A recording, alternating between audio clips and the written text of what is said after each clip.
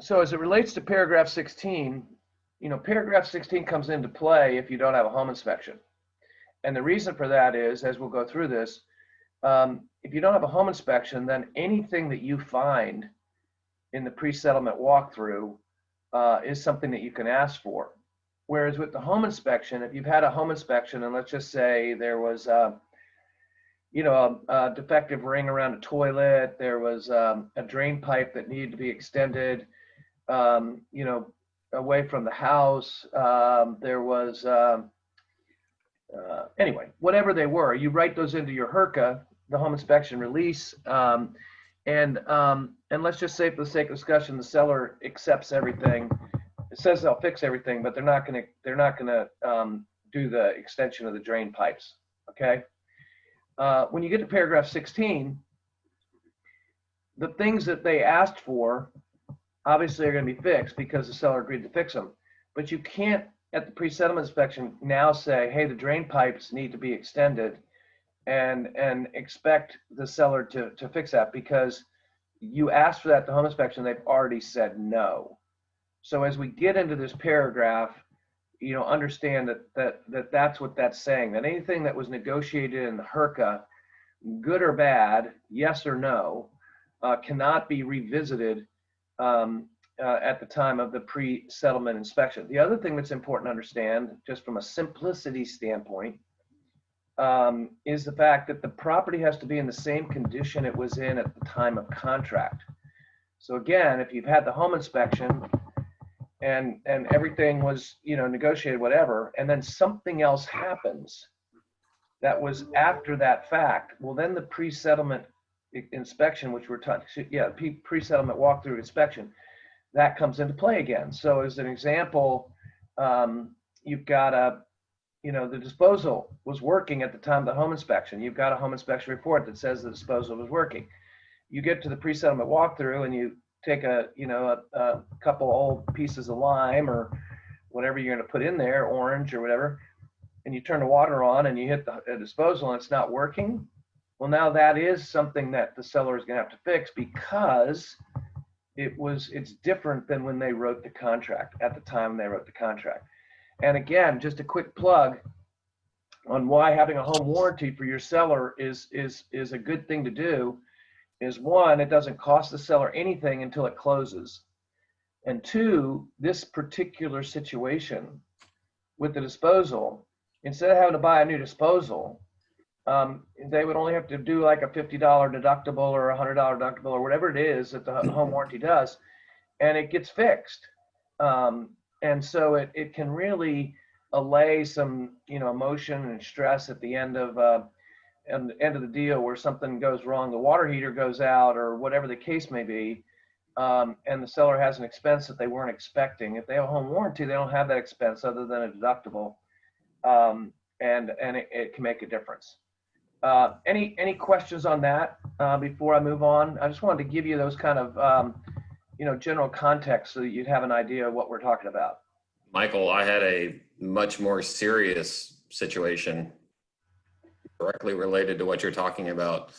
It was not in the home inspection report. The inspector did not identify this at all. And we went and did our walkthrough, and there were some significant cracks in the drywall.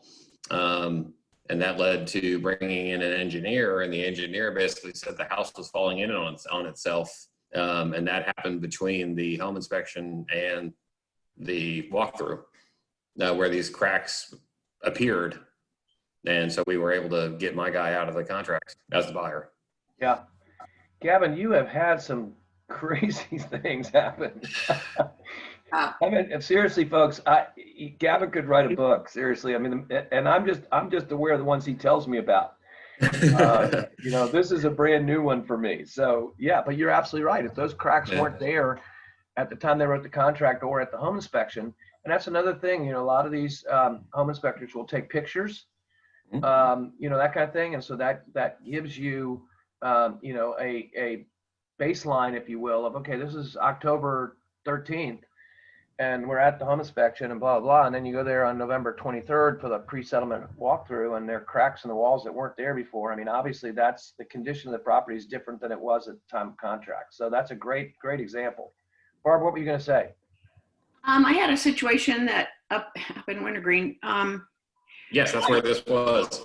Yeah, I wondered twice with the same agent who also owned the homes. Said inspections for information purposes only. So I was afraid if and this is my question. Barb, hang on a minute. Gavin, you might as well put your mask on at this point so you're not laughing because you'd probably know who the agent is. So. Oh, I guarantee you I know who it is. There you go. Mum's the word. Mum's the word. Yeah. As I was writing both of the two contracts, I was afraid that if we didn't put this paragraph in, that I did, I said in the comments, home inspection for informational purposes only, but the buyer reserves the right to pull out of the deal if it's not satisfactory. If I hadn't put that in, would we not have had that out because there was not a contingency for a home inspection? Well, here's the thing, and I've taught when I teach this, like when I taught the contingency addendums a few weeks ago. Unless the seller and the listing agent change the home inspection contingency form, you already have an out. If they accept the home inspection contingency addendum, the buyer has two options. They can ask for repairs, and if the seller doesn't fix them, they can either go forward or they can get out of the contract. Or two, they can provide a copy of the home inspection report and get out for any reason. And so that's why I always kind of laugh with the when people write in, home inspection for information purposes only, but then they allow the addendum to be signed as is. Well, the addendum says the buyer has the right to get out for any reason, as long as they've done a home inspection and they provide the seller a report if requested. So, I mean, to put it in there just to make it clear, that's fine. But the way I'd probably rather you do it is that you put it in your cover letter that we understand that this home inspection is for contingency purposes, but the home inspection contingency addendum is attached and is in full force and effect. Okay. Crazy thing is, it went back the second time when there was so much wrong. It went back on the market the next day. He put it back on higher price, even though he knew that there was a whole bunch wrong. So in that situation, did you look in the agent remarks at all? Yeah. Did he say anything about the renovations in play occurring or whatever? No. And I'm sure even this one major thing in the crawl space where the duct works on the ground, it wasn't attached. It was put back on with that problem still. Yeah. So again, this is why I love these classes, because we're getting in the weeds. But yeah. You got two different things there. If the ductwork is on the ground, there's no hidden defect there. The property, he's showing the property as it is. So he doesn't have to disclose that because the ductwork's on the ground. But let's just say, for instance, because there's ductwork on the ground, that he knows there's mold in the walls that you can't see. Well, that would become a hidden material defect and would need to be disclosed. And that's why I was asking about the agent remarks, because he obviously knows of the things that are wrong with the property. If all the things are evident that, Gavin goes to show the property today at Wintergreen and he sees all the things that are wrong with it, he can roll his eyes and go, are you kidding me? But the listing agent hasn't done anything wrong in that situation because all those defects are visible. And so he's not hiding anything. But if there are things that he knows about, like you did the home inspection and you've told him that this was found and that was found, and people can't see that, visibly by just going through the property, that those things need to be disclosed. And especially as an agent, an owner agent, that even needs to be even more, well, I shouldn't say more, it's the same. We are held to a higher standard. Right. And those things need to be disclosed. Yeah. So let me ask you this, Michael, in that situation, do you consider, you get a good, and you could fight either way, I guess. If it's in the crawl space, nobody wants to go in the crawl space. Is that visible? You know, if the crawl space is easily accessible, Yeah. Yeah. then Sure. yes. But if Yeah, you're I like, agree. you know, that like if it, you know, the crawl space I had in my house, I had 4 screws that, you know, I screwed into the, you know, a piece of plywood that entered into that with, you know, insulation on the inside of it that I had to unscrew if I wanted to get in the crawl space because I had no interest in going in the crawl space because I didn't want to find any spiders and snakes and all those kind of things. And so that would be not easily accessible and therefore it would need to be disclosed. Yeah. Okay. That was easily, it was just a door with a little hook. Yeah. And it was about 4 feet high, or almost 5 feet. Yeah. Shouldn't an inspector, especially if it just has a little latch, and shouldn't they be going and checking out the crawl space? Well, I'm guessing that's how she found out about it because the inspector found it. Well, Yeah. Eric saw it when we first looked at the house. Eric had seen it, and then the inspector. Yeah, it was one of his many pictures. Yeah. So Michael, Stuff too. Yeah, Logan. I have a quick question. So then if you're selling something as is, do you direct the agent not to attach the home inspection contingency form? Yeah. Wow. Okay. Yeah, Thank you. because you're saying this property is in as is condition, or what you could do to make it less sort of strident, Yeah. if you will, is you could keep the home inspection report contingency, but you just cross it out. You just cross out that the buyer has the right to get out. But the better thing to do is to just void the home inspection, and then that's when you would put in the contract if a purchaser does a home inspection for information purposes only, but this contract's in full force and effect. You don't want to give that buyer any ability to get out based on that home inspection. So what's your experience then in that situation where you would get an agent and a buyer who do proceed because they are knowingly removing a get out of jail free card? I'm sorry, I missed the question. Say it again. So even if it's as is, I still build in the home inspection as a way to get out. Right. So as a listing agent or as a buyer's agent, I think you'd be rather foolish to tell your buyer to go ahead and proceed unless you sit them down and have a, very long talk with them. Hey, I've done my job. I've told you this, so don't come yelling at me later. No. You're absolutely right. If the person decides to go forward when she was asking from the listing side. Yeah. If they come back and say we're removing this addendum, then Gavin, you do have that conversation. And the only place that I would probably be the least bit comfortable with is if I was selling that property to somebody who was going to fix it up and sell it again, and they know what they're doing. Yeah. And so they can kind of look at the house and know kind of what to expect. But if it's me, I'm not doing it because I don't know. I have no clue. So that's when you would get them to sign in blood. Hey, I told you, don't come back and talk to me about this later. So great question. Thanks. Okay. So paragraph 16, purchaser agrees to accept the property at settlement and seller agrees to deliver the property to purchaser at settlement in its present physical condition. We just talked about that. Ordinary wear and tear accepted, but with such repairs and improvements as the parties otherwise agree.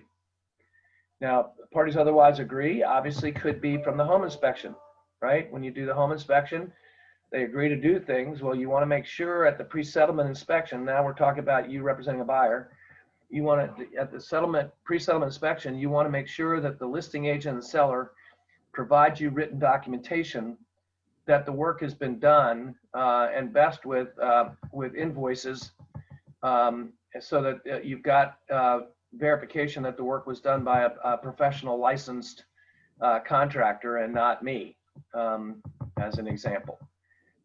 If purchasers under this contract are contingent on professional home inspection of property, then purchasers shall be entitled to receive the property at settlement in such condition as determined by such inspection and any negotiation agreements relating to it. That's the HRCA.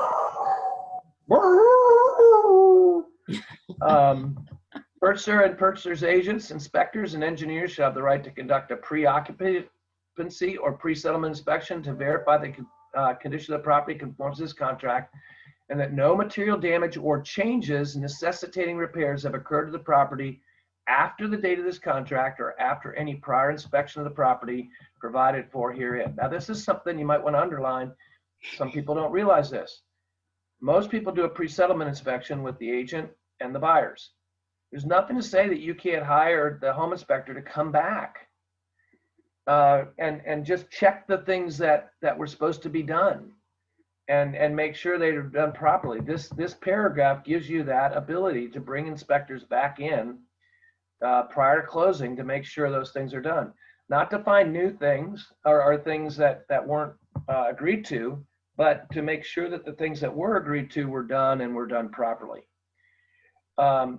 Purchaser shall not be entitled to require seller to correct defects discovered at a pre-occupancy or pre-settlement inspection, but existing as of the time of a prior inspection of the property if those defects were not reported to the seller in connection with such prior inspection and seller has not agreed to remedy such defects. So example, again, we already talked about it, but the example is the drain pipes. I swear that when you go to home inspector school, and the first thing they teach you is to grade away from the foundation and extend the drain pipes. It's just like it's the auto default when a home inspection report starts. When they do their outside, sort of, inspection, that's one of the first things that they're looking for. Now, let's just say that, it is what it is. It was that way at the inspection. The point being is you can't now go back and say, hey, I want the drain pipes extended and the grading to be graded away from the foundation if you haven't done it before, because nothing's changed. It was like that when they wrote the contract. The only difference would be if for whatever reason, like we had 3 to 5 inches of rain over the last couple of days, and you go to the pre-settlement inspection and you see some water in the basement, or you see a water spot on the ceiling that you didn't see before. That could be reason for now asking for things to be done, because that's something that wasn't like that when you wrote the contract or when you did your home inspection. Make sense? Okay. Seller will, let's say, no, if purchase obligations under the contract are not contingent, and this is what we already talked about as well, on an inspection, seller warrants that the appliances, heating, cooling equipment, plumbing, electric systems will be in working order at the time of settlement or purchaser's occupancy, whichever occurs first. Again, purchasers and purchasers' agents, inspectors, and engineers have a right to conduct a pre-occupancy or pre-settlement inspection to verify that the condition of the property conforms to this contract and that no material damage or changes necessitating repairs have occurred to the property after the date of this contract. Seller's obligations regarded limited by the remediation limit set forth in paragraph 18, which Lord willing we'll get to this morning, of this contract. All right, now what this says, a lot of people don't realize this, you waived the home inspection, or you even had a pre-settlement inspection and then wrote a contract without a home inspection. Doesn't say you can't go in now with a home inspector and see if any of the things that were noted, going back to appliances, heating, cooling, plumbing, electrical systems are all in working order. If you didn't have a home inspection, you can have an inspector come in now, and let's just say for the sake of discussion, there's a couple GFI outlets that aren't working, and the home inspector finds that. You can ask for that as per paragraph C. You'll get pushback from listening. Oh, you can't do that because they haven't read the contract. But in fact, you can, because you didn't have a home inspection, and therefore the plumbing and electric systems have to be in working order. What the GFI switches aren't in working order, you can ask to have them fixed prior to closing. And then when paragraph 18, usually it's $1,000, right? You're going to put $1,000. We'll get to that, but you get to $1,000. What this is saying is you can't have things that need to be fixed for more than $1,000 unless it's mutually agreed to by the buyer and seller. D, seller will provide purchasers, home inspectors, and engineers, selling company, and representatives of purchasers, lenders reasonable access to the property to conduct inspections as appropriate and in compliance with this contract. So again, this is my recommendation, is practical application of this paragraph. Let's say you're settling tomorrow or Thursday, because you don't want to settle on a Friday, I would be doing my pre-settlement inspection today if I'm settling on tomorrow or Thursday.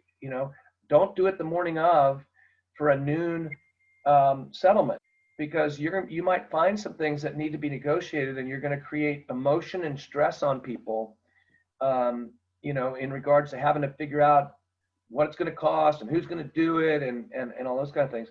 It's great to do it a day before, even 2 days before if you can, and then just go by quickly before you go to closing and make sure that the seller's moved out and everything is the way it's supposed to be. But the point of this is that the seller has to give you access, and reasonable access. And I think reasonable access, I know they're moving out and that kind of thing, but you should be able to, get a couple hours in there the day before closing to do what you need to do.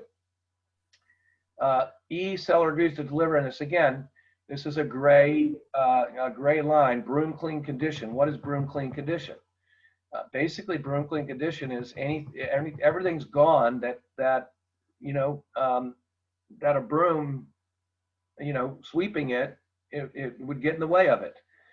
So it may not be as clean as you want. There may be some dust bunnies and things like that, but broom clean condition is that there are no concrete blocks in the garage or this wonderful plywood that they have that they thought the buyer might want, or whatever miscellaneous stuff on the back porch or on the patio or whatever that they just haven't moved yet.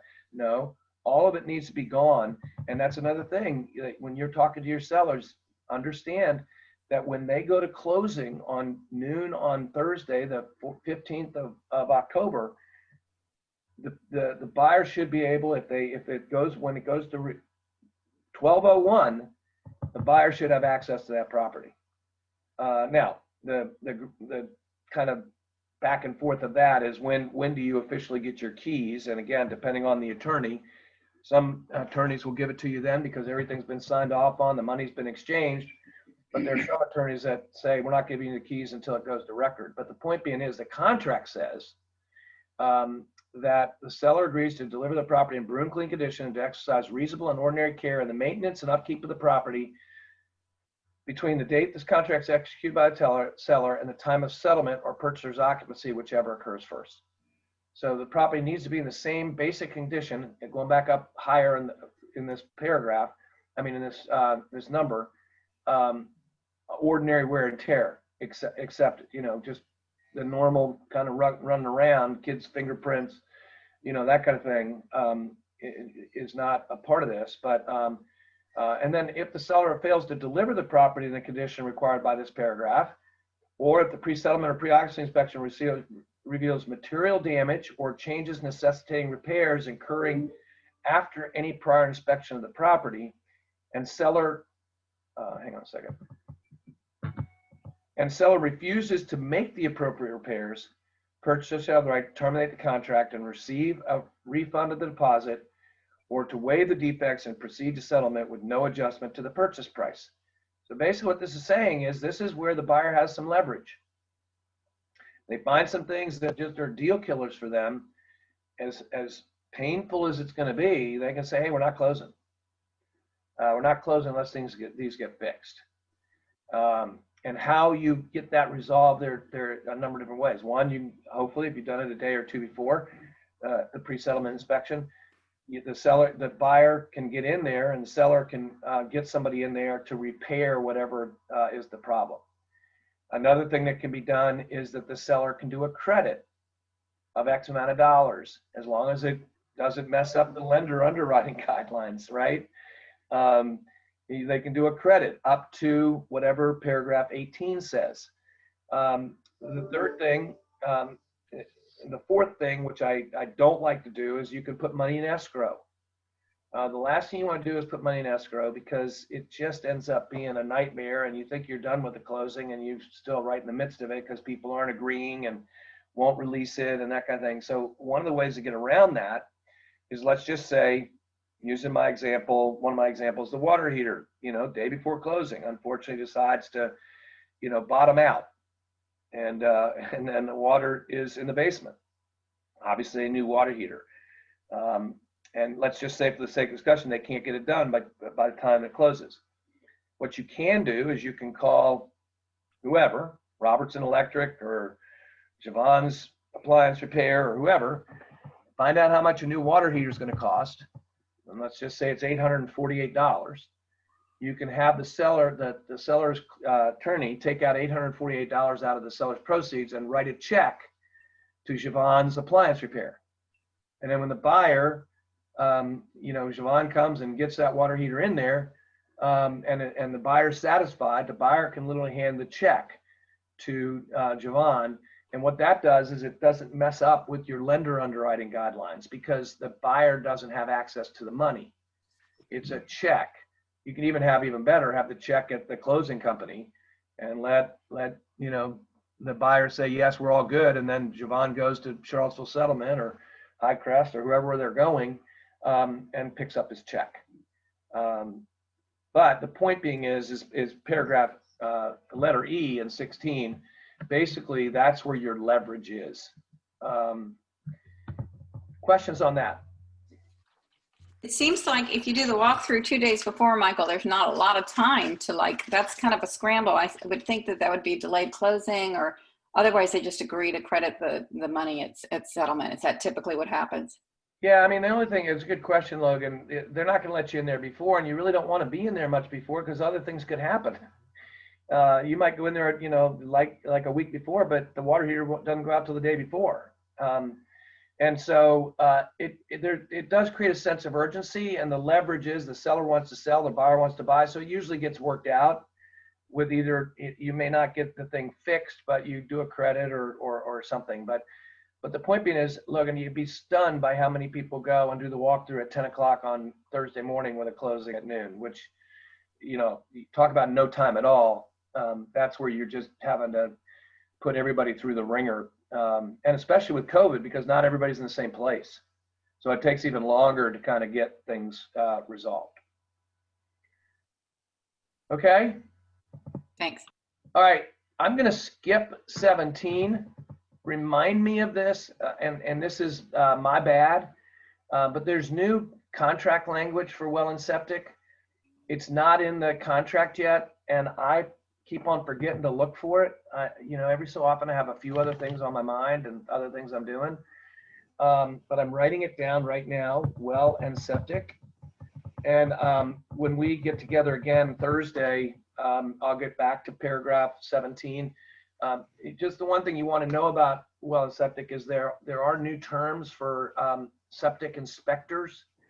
They've had to go through some hurdles and steeplechase races and things to get certified in a new way. And so there are people who you might have done septic work before that may not be able to. I think for the most part now, we're in October, most of them have figured it out. It actually took longer than they thought it would. So some of the main companies that we were using weren't certified, but one in particular I know, and I don't want to mention any names, but one in particular I know is now. So the main ones I think are pretty much good to go, and that's good because there are only a few of them. I mean, you got like Cavalier Septic, you got Interstate, you got Roto-Rooter, a couple others that I know, but they're not that many. And as busy as people have been, this is something you got to be really careful of. And again, I'll come back to this on Thursday, but the no more than 30 days is really important. You got to have that report done within 30 days of closing. And if you have a delayed closing for some reason, going back to what Logan McKeithen just asked a minute ago, let's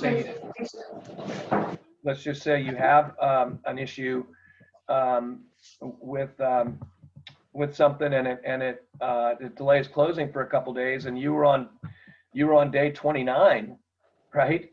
And it delays closing for a couple days, and you're now day 31 or day 32.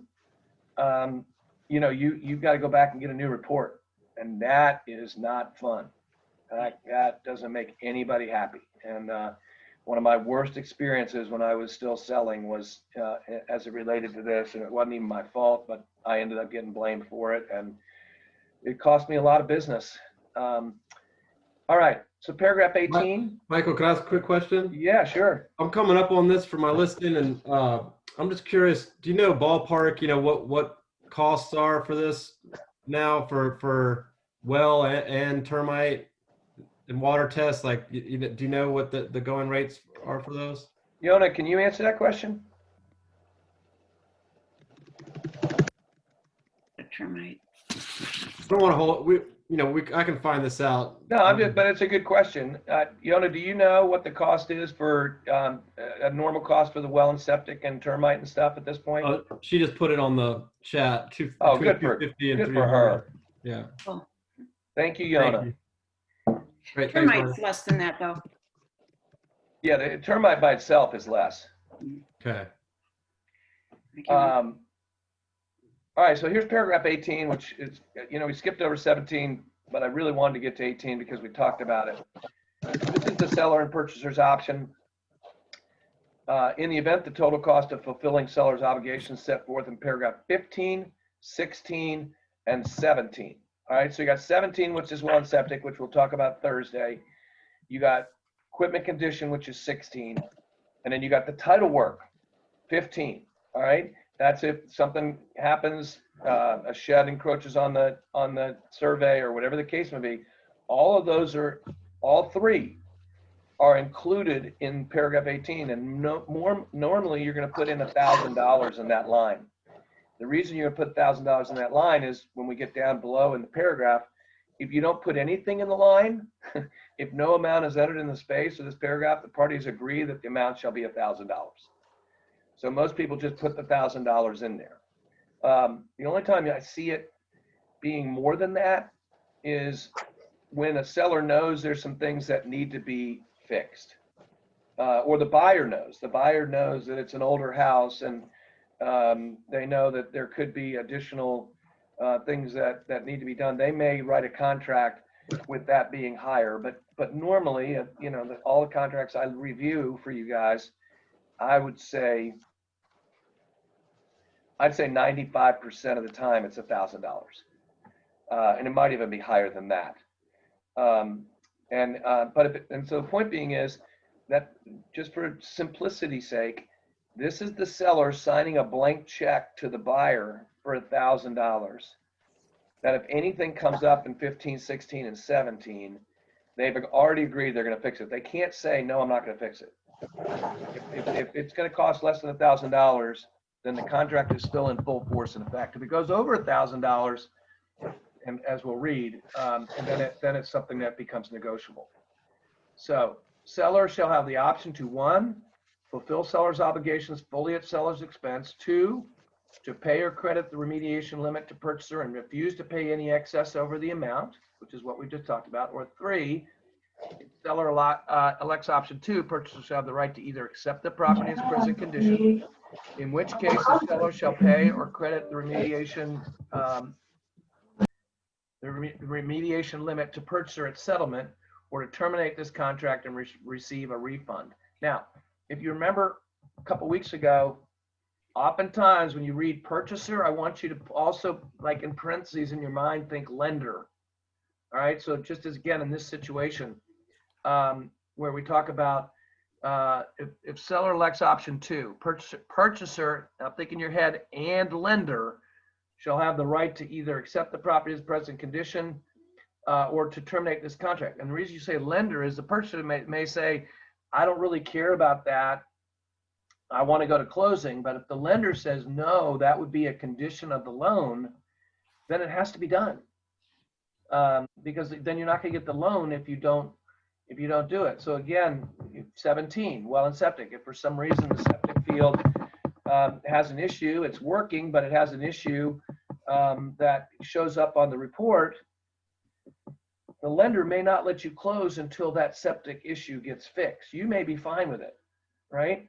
But so that's where you have to kind of think purchaser and lender, because the underwriting guidance on lender may change that.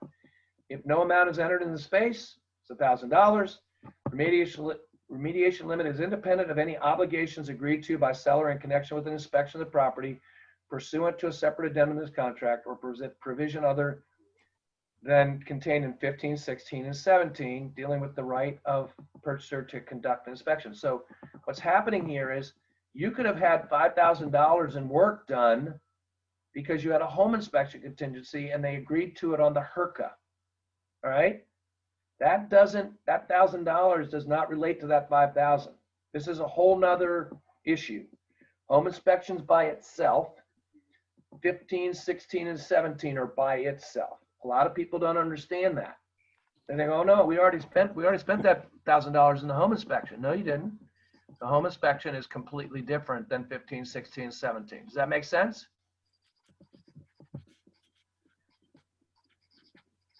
Okay. Then we get to 19, home purchasers inspection. And if you go back into the HA classes, I guess it was early September, I did a class on the contingency addendums. You can go back and we did a kind of a full-blown thing on the home inspection. But what 19 is saying is it's saying I want one or I don't want one. All right.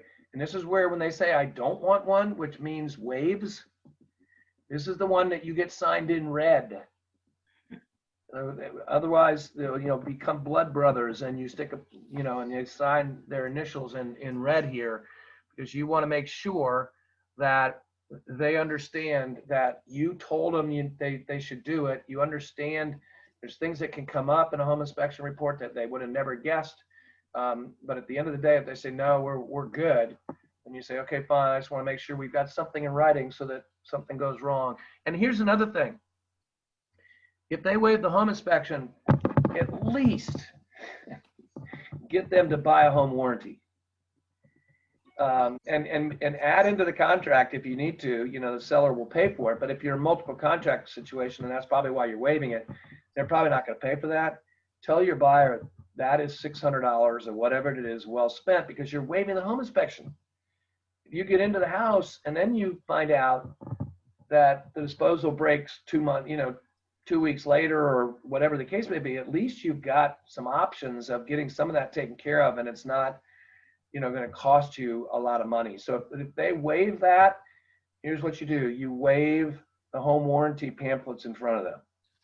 Just think about it that way. You're waiving the home inspection contingency. Okay, I'm waiving the home warranty brochures in front of you saying this is something you need to do. And if they say no to that, that's another form that we have that says you told them to do it and they chose not to. And again, as I've talked about it before, make sure you tell your buyers and your sellers that they have the option to have a home warranty, because what you don't want to have happen is something go wrong. They're now buying a water heater and they find out later that they could have had a home warranty on the property and only paid $100.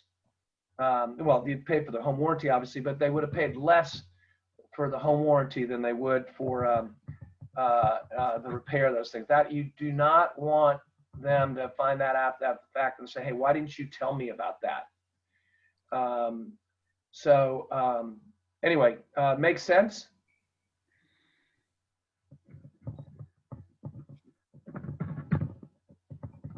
All right, moving right along here. Notice to purchaser and settlement agent and settlement services. I mean, basically what this is saying is, you see the things in blue, those are the code, the Virginia Real Estate Board code, where you can go and find out all the information as it relates to the purchaser having the right to choose who handles the closing for them. And it talks about what functions they're going to do. It tells you that in the middle there, it says the no settlement agent can provide legal advice to any party to the transaction except a settlement agent who's engaged in the private practice of law in Virginia, blah, blah. Here's one of the bonuses of Ednum Title. Charlottesville Settlement, Highcrest Title out in Nellisford. Both of those are Ednum Title partners. And what happens with that is if you have an issue, we got Bill Tucker, we got Larry McElwain, we got Hope Payne, we got all these different lawyers that we can ask advice of, or who will enter into doing what needs to be done from a legal standpoint as it relates to closing. We got one right now that, Lord willing, it's closed by now, but Kimberly Johnson has got one that has just been a nightmare. And it's not because of anything other than the escrow or the title company on the other end, who's not in our marketplace, has been just totally ridiculous in regards to getting substantiated data. And anyway, it's a long story, but the point being is, thankfully, we were able to have Bill Tucker get involved in that. And you know, whereas what this is saying is that if it's just another closing company doesn't have that ability, and I'm not going to mention names, but they're closing companies in Charlottesville and in the area that don't have this benefit.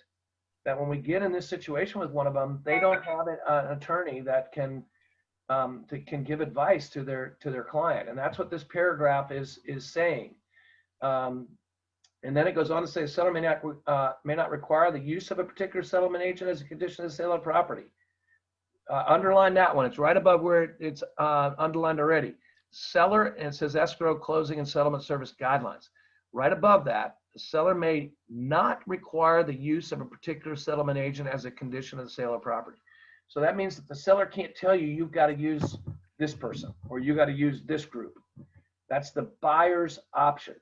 Now, the only place that that you want to know that it's different and that they get around it is with a new home.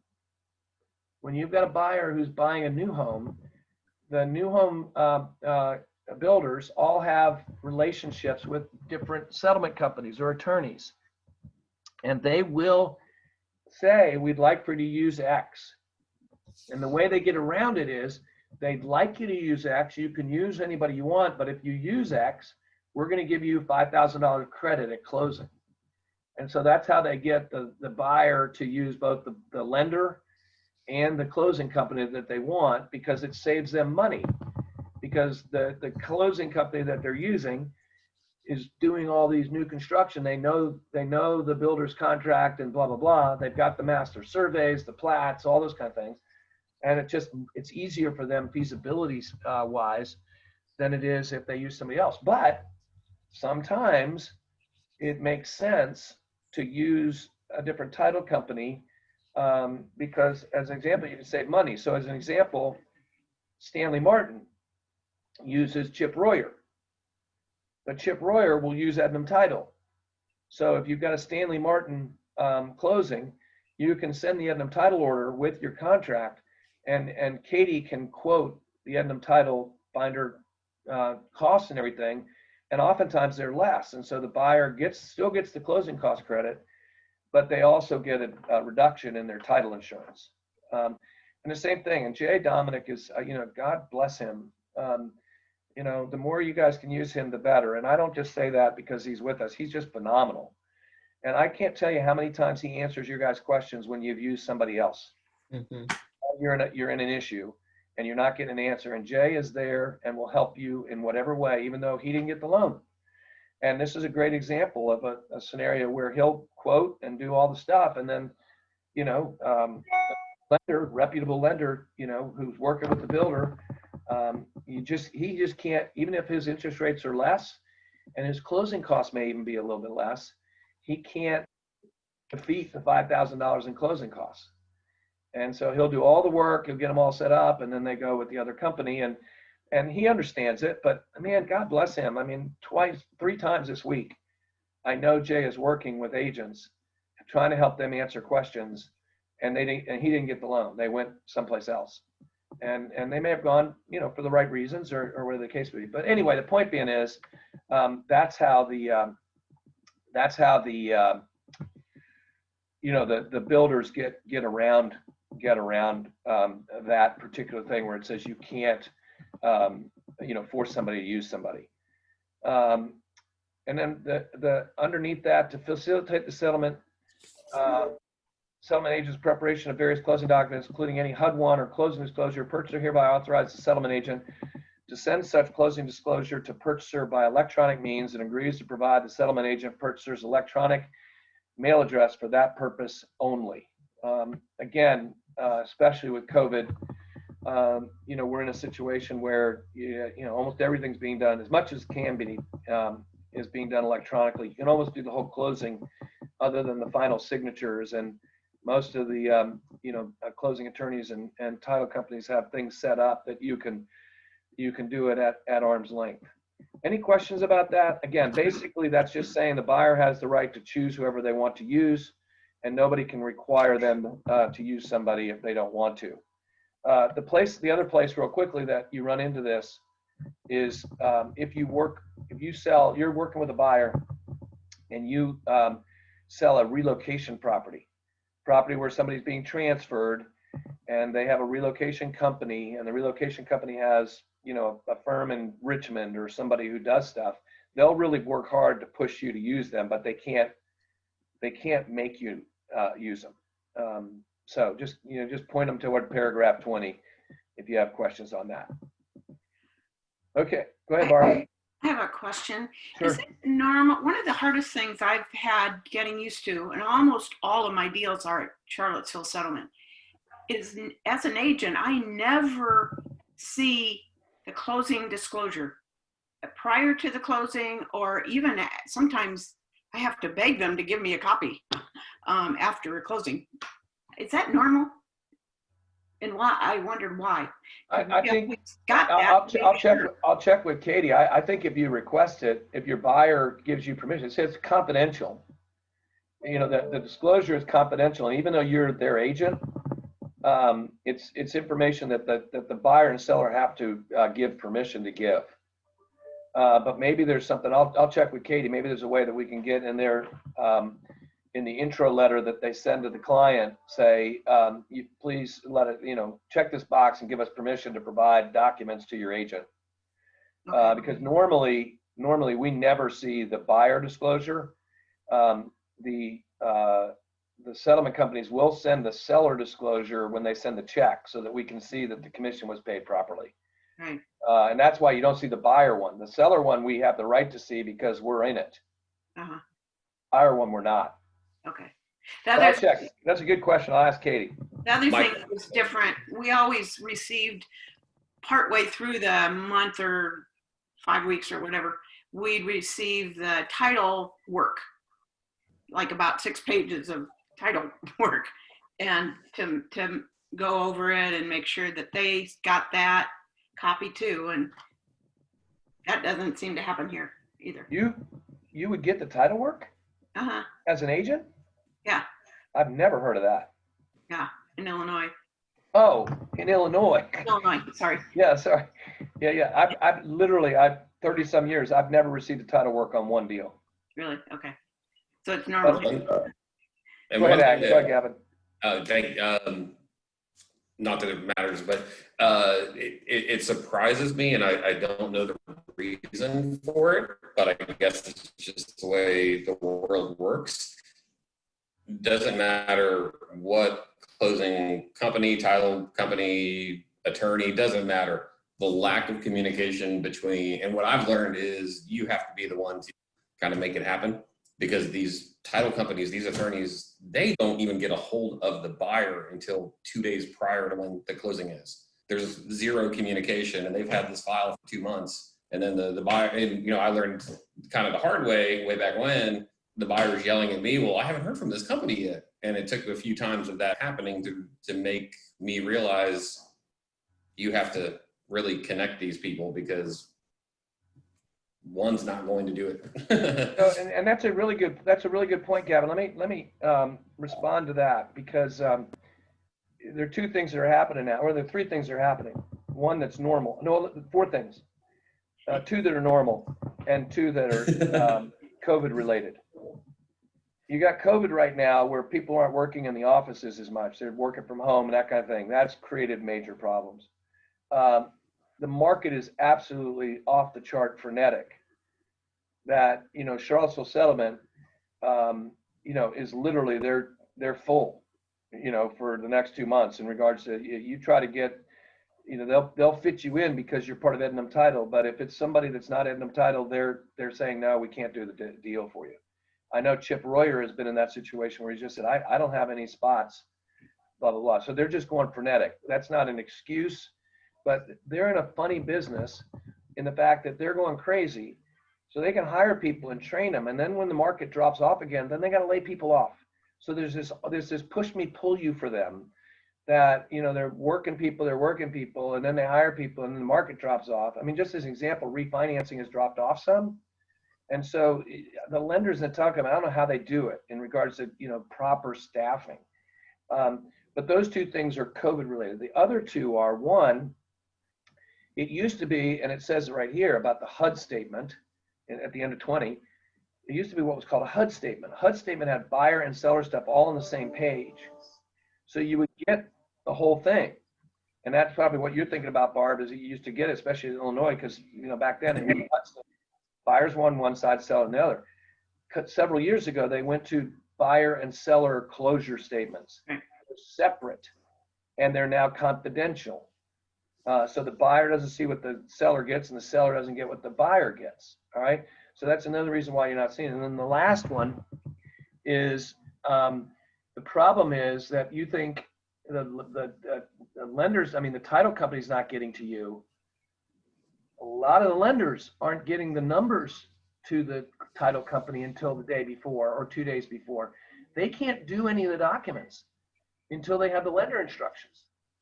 So they may have all the title work done, Lord willing, they've got everything in place, but they can't do all the stuff to let the buyer know how much they got to wire until the lender sends the loan package.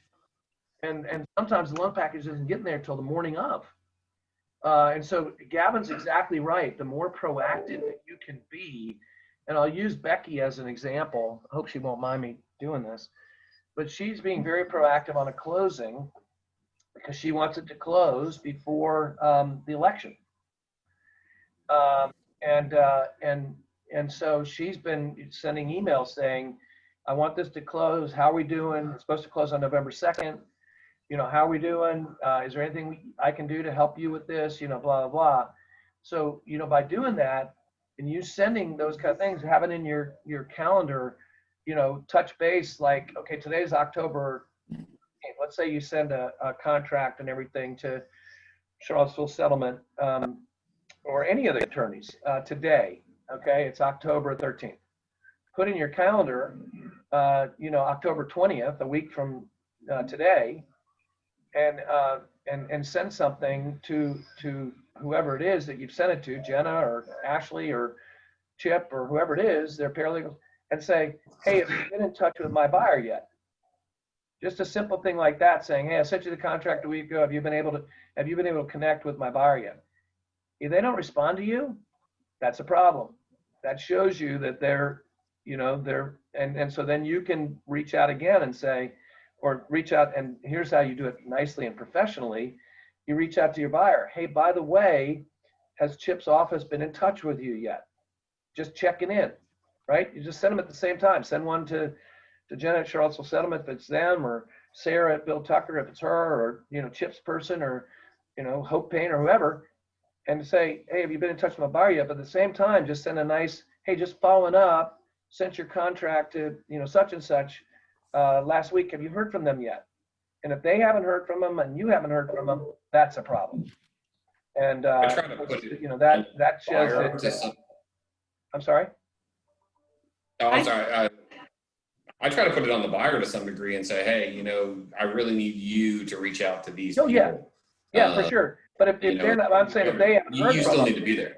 Yeah, if they haven't heard from them, because they should be getting an engagement letter of some sort pretty early as to thank you for choosing us. This is what we're going to need from you, blah, blah. I found Charlottesville Settlement to be really good at that, their communication. Maybe that's why I use them all the time. Yeah. Recommend them all the time. Again, they've had their busyness, craziness too. But a nice thing is, if you have a situation, I don't want you to do this every time, but if you have a situation where you're not hearing from one of those people, just let me know, because I have the ability to reach out to Katie, and Katie will get right on it for me because of the fact that we're partners with them. So anyway. How far in advance did you say to reach out? A week? I say a week after you send the contract, because what you're doing is making sure that that the engagement letter has been sent to the buyer so that they can start getting the stuff together, what they're going to need. Got it. All right. All right, we're going to end there. Go ahead, Gavin. What? I was just going to say, and to credit Jay as well, I know he stays on top of a lot of that as well. Yes. Unbelievable. He does. Unbelievable. You don't, he's like my wife. He's the elephant, you know, he remembers everything. Yeah, and he's so low key about it, right? You Yeah. kind of, I'll check in with him on something, and of course he's on top of it, you know, that kind of thing. But and then Movement Mortgage, their system is it works so well. Mm.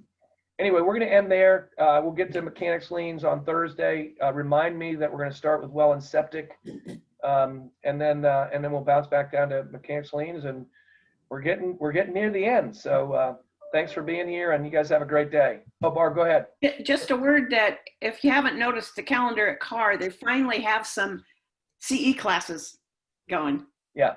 My license expired the end of August, but I couldn't renew until I had 3 classes that I had signed up in March. Finally, they're coming together. Yeah, I know. I'm teaching 2 or 3 classes. Not this week. I think next week. I'm teaching the safety class and contracts and something Yeah. like that. So anyway, hey, have a great day, you guys. We'll talk to you soon. You too. Yeah. Thank you. Thank you, Michael. Thanks, guys.